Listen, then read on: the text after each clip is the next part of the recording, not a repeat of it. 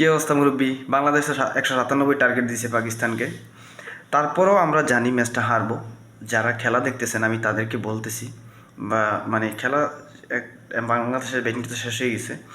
পাকিস্তানের ব্যাটিং বা বাংলাদেশের জিতার আশা যদি কেউ খেলা দেখে থাকেন, আমি বলবো ঘুমিয়ে পড়েন। রাত্র অনেক হয়েছে, রাত্র 11টা বাজে। ঠিক আছে, আমি আমি আমার তরফ থেকে বলবো যে ঘুমাই যাও ভাই। খেলা দেখে লাভ নাই, আমরা ম্যাচটা হারবো। কারণ আরব আমিরাতের সাথে 200+ রান করেও আমরা কিন্তু ম্যাচ জিততে পারিনি। কারণ আমাদের টি-20-তে বোলিংদের জন্য মিনিমাম মানে বাংলাদেশের ব্যাটিংরা 350 রান করলে তাইলে যদি বোলিংরা মানে ম্যাচটা জিতাতে পারে। কারণ এটা 197, এটা কোনো ব্যাপার না। 15 ওভারে দেখা গেছে ম্যাচ জিতে যেতে পারে। তবে আজকে একটা জিনিস দেখলাম, একটা নো বল পাইছে 19 ওভারের সময়। সেই নো বলটাতে তানজিম সাকিব মানে নো বলে 6 মারছে। মানে বাংলাদেশে এখন বর্তমানে এই তানজিম সাকিবকে ছাড়া বাকি যা আছে সব হচ্ছে ফিল্ডিং আর বোলিং। ব্যাটিং একজনই আছে।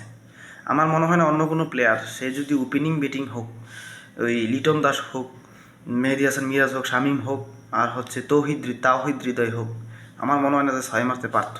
কিন্তু তানজিম হাসান সাকিব ঠিকই নো বলটা মানে ফ্রি হিটটা কাজে লাগাইছে।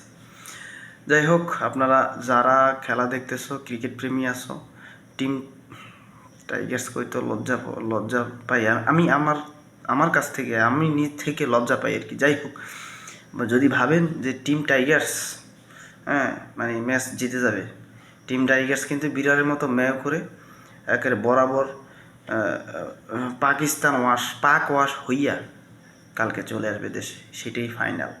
চিন্তা করেন না যে 197 টার্গেট আজকে বাংলাদেশ দিচ্ছে, সেটা ভুল, ধারণাটা সম্পূর্ণ ভুল।